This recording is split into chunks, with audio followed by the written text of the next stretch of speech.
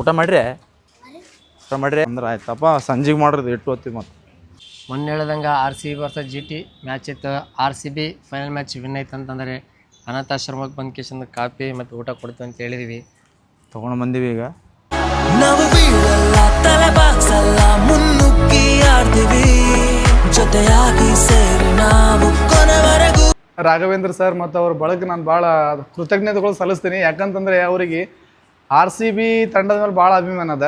ಊಟದ ವ್ಯವಸ್ಥೆ ಆಗಿರ್ಬೋದು, ಮತ್ತು ಬಡ ಮಕ್ಕಳಿಗೆ ಒಂದು ನೋಟ್ ಬುಕ್ನ ವ್ಯವಸ್ಥೆ ಆಗಿರ್ಬೋದು, ಮತ್ತು ಕೆಲ ಭಿಕ್ಷುಕರಿಗೆ ಮೊದಲು ಮಾಡಿ ಏನಂತಂದರೆ ಕೆಲವು ನೆರಿಗತಿಗೆ ಸಮೇತ ಏನಂತಂದರೆ ಬಸ್ ಸ್ಟ್ಯಾಂಡ್ ಆಗಿರ್ಬೋದು, ರೈಲ್ವೆ ಸ್ಟೇಷನ್ ಆಗಿರ್ಬೋದು, ಆ ಸ್ಥಳಗಳಿಗೆ ಹೋಗಿ ಏನು ಮಾಡಿರ್ತಂದರೆ ಸರ್ದರು ಒಂದು ತಮ್ಗೆ ಆಗಿರ್ತಕ್ಕಂಥ ತಮ್ಮ ಕೈಲಿಂದ ಆಗಿರ್ತಕ್ಕಂಥ ಸಹಾಯನ ಮಾಡಿ ಒಂದು RCB ಅಭಿಮಾನವನ್ನು ಹೆಚ್ಚಿಸ್ಯಾರಂತ ಹೇಳೋಕ್ಕೆ ನಾನು ಈ ಸಂದರ್ಭದಲ್ಲಿ ಭಾಳ ಖುಷಿ ಪಡ್ತೀನಿ. ಜೈ RCB. ಈ ವಿಡಿಯೋ ಇಷ್ಟ ಆದರೆ ಲೈಕ್ ಮಾಡಿರಿ, ಶೇರ್ ಮಾಡಿರಿ, ಫಾಲೋ ಮಾಡೋದು ಮರಿಬೇಡ್ರಿ.